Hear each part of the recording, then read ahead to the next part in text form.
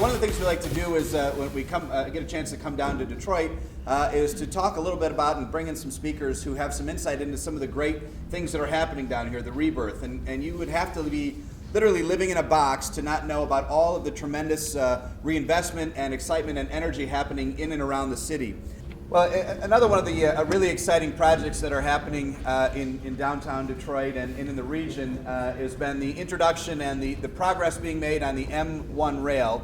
And you're probably all a little bit familiar with it, but we thought we'd bring an expert in to tell us a little bit more about the progress, about the project as a whole. And so my next speaker is Sommer Woods. She's the Director of External Relations for the M1 rail program, and I'd like to turn it over to you, and well, I'm sure there'll be some questions as well. Thank you very much for being here today, Sommer. Thank you, Mr. Mayor. I appreciate being here. So I was instructed to talk a little louder, which is a good thing because I was raised in a house with two women, my mother and my grandmother, so we were always battling. So I do know how to protect my voice. Hopefully you all can hear me. So thank you again for having us. For those that are not familiar with the project, M1 Rail is a very unique project. It's the first in the country where it is a public-private partnership. So most transit projects within the country is basically owned and operated and built by a municipality. We are partnering with the city as well as the federal government and MDOT to build the project, but we do have a lot of actual philanthropic and corporate dollars that are put into this project. So it is the first, so much the first. Anybody who's worked with the federal government or the Federal Transit Authority, there's a lot of different processes that have to take place. We actually have 72 unique agreements with our project for the federal government alone.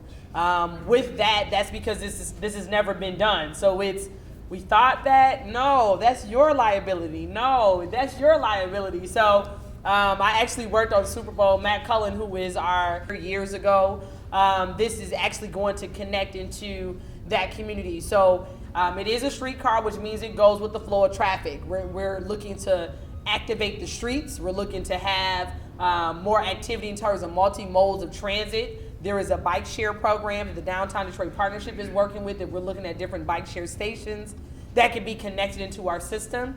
We also have a stop at Amtrak.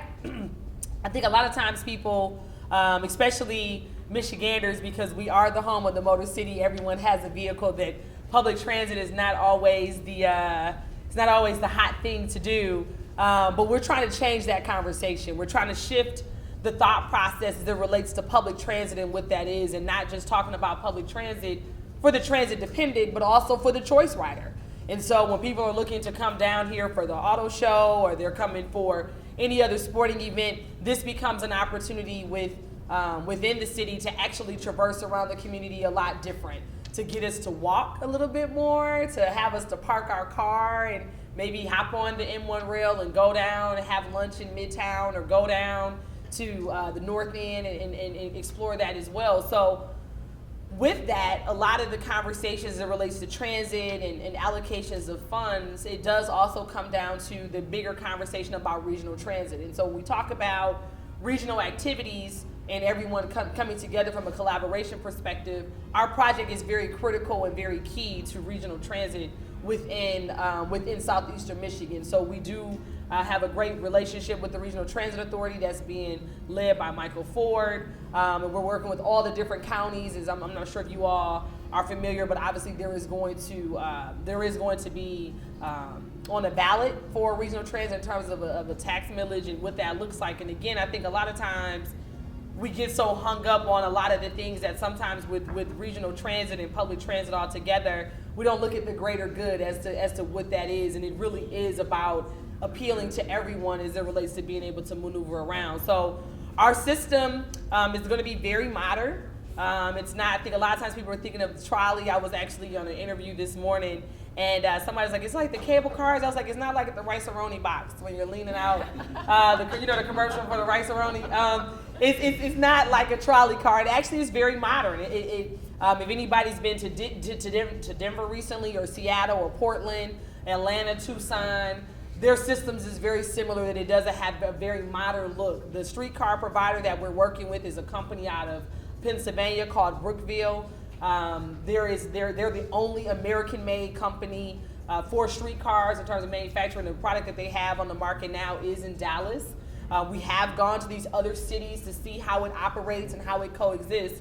We're going to have Wi-Fi on our system. We understand the importance of our project being safe, being secure, being reliable. So when we look at our system, as it relates to building it, we're putting in all new lighting infrastructure along Woodward. So along our rail system, there will be a new lighting system that we will actually operate and own, which takes a little bit of the burden off of the city as well. In addition to that, we will have our stations that will have securities. We have 6 to 7 security cameras on the streetcar. So for us, it's really, really important to have a different conversation about how transit can be efficient, how it can be safe, how it can be reliable.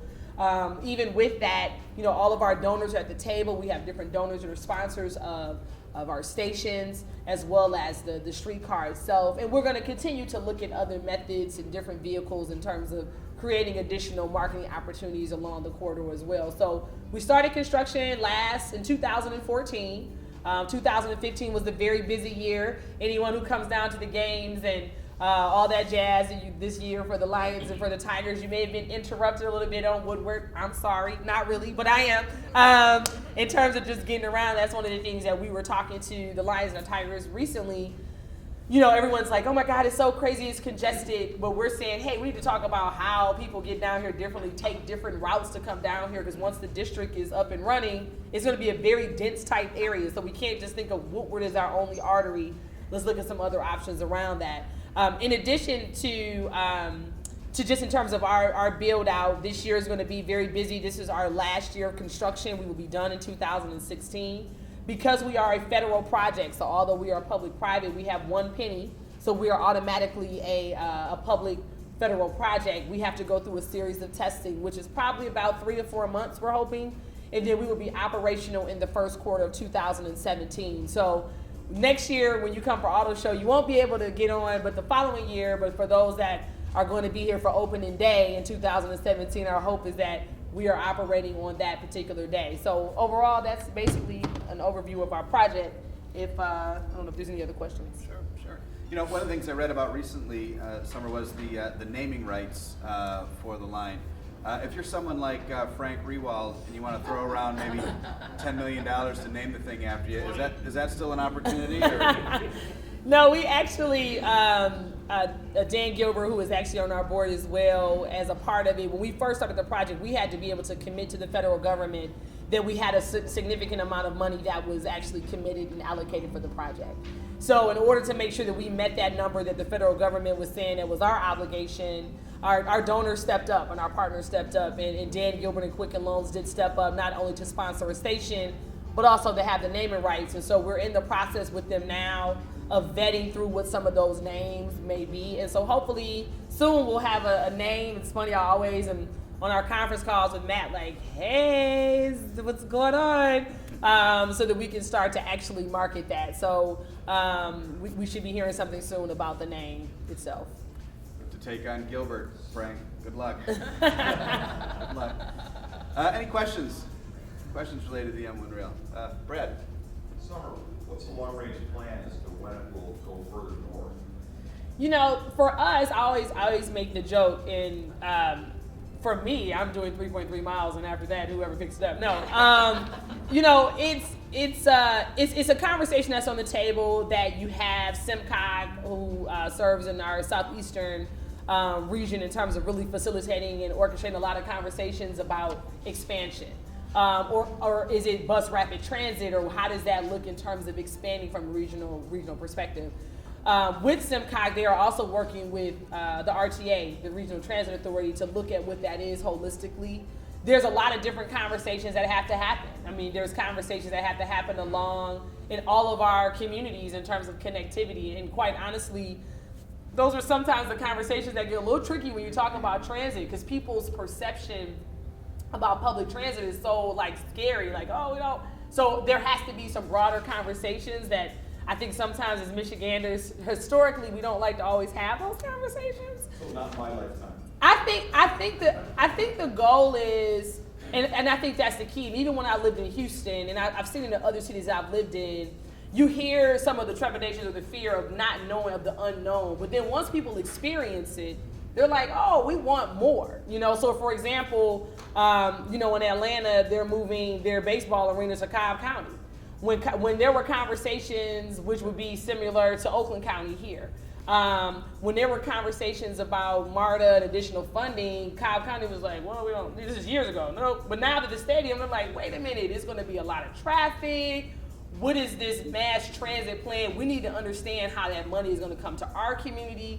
So again, I think what happens is that through development, through people experience what transit can be, you start to shift the conversation that people look at transit more like in a Salt Lake or a Denver or Portland, where you have more choice riders that are actually a part of transit. Other questions? Vito.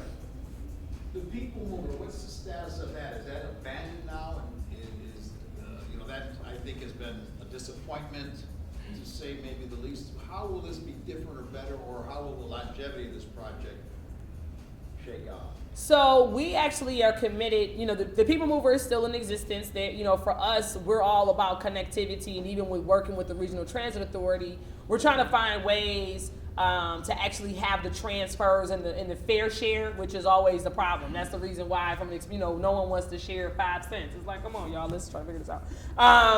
So I think from a bigger perspective, the RTA is looking to try to bring all of these assets together to figure out Smart, DDOT, People Mover, and M1 Rail, how those all work and connect in from a transfer. So People Mover is still in existence. It's still operating with an RTA. Obviously, from a cost perspective and funding perspective, it helps alleviate a lot of pressure from all of the entities, quite honestly. We're looking, obviously, the greater goal is, yes, when you talk about the greater goal of our project, that's different than other projects. When we actually receive funding from the federal government, there's a $60 million match. So to your question, if there's any project that connects into our project in the city of Detroit, you get a $60 million grant from the federal. So when you talk about public transit, it's really, really hard to get new start dollars, but it's a lot easier to get existing dollars. So as an existing project, the reason why it took so long for this to even get kicked off is because new start dollars are very hard. And that's when the corporate partners and the philanthropic partners came and said, hey, okay, well, let us start it. And then hopefully the hope is that you'll get additional funding from existing dollars, which the $60 million is a perfect example of that. So with our project, with the $60 million that's attaching to it, if someone attached onto our project, you do have the opportunity for expansion because people actually see that there is some type of financial benefit from it. So operational wise, even with the RTA in existence or how that will work, we had to commit to a $10 million operating budget to make sure from a sustainability perspective it was operating and functioning and healthy before we turned it over to whatever entity, being the RTA or the city of Detroit. Last question. You mentioned that a few folks, organizations have stepped up and have essentially, I don't know if they've donated or they've adopted stations. What are those groups that have stepped up as partners from the private sector? So we have Blue Cross Blue Shield, we have Chevrolet representing out of from the General Motors camp, we have Ford Motor Company, we have Fiat Chrysler Automotive, CompuWare, JP Morgan Chase. The Illegis have 2 stations, Henry Ford Health Systems has a station, Penske Corporation has a station, as well as the Tech Center, which is located in the North End. So I think those are all of our major sponsor donors. We also did a very different funding model in terms of new market tax credits, so working with Invest Detroit, JP Morgan Chase on that as well, LISC. And then Kresge is really leading the charge with a $50 million investment, which I think their largest investment was to the Detroit Riverfront Conservancy, which I think is 50.5. We were like, can we get a 0.6 so we can be more than the Riverfront Conservancy? But Kresge is leading that, as well as Ford Foundation. They're a part of the project as well. So we not only have the private dollars, we also have our federal with MDOT, because one of the things you'll notice about the project too is there's a complete rebuild on Woodward. So all of the potholes, we're not just doing a mill and fill, we're actually doing a complete rebuild with MDOT. in addition to that, rebuild of concrete from curb to curb, they're also doing some sewer work underneath with it. So the goal is that it's not just a transit project, but it's also an infrastructure project as well with MDOT. That's great. Yeah, I mean, I'd seen the list before, and really, any significant organization or family associated with the city of Detroit is all in on this project. So it'll be interesting to see it take shape. Thank you for being here. I know I would have enjoyed taking that this morning instead of my commute, but we appreciate you being here, and thank you very much. Round of applause for.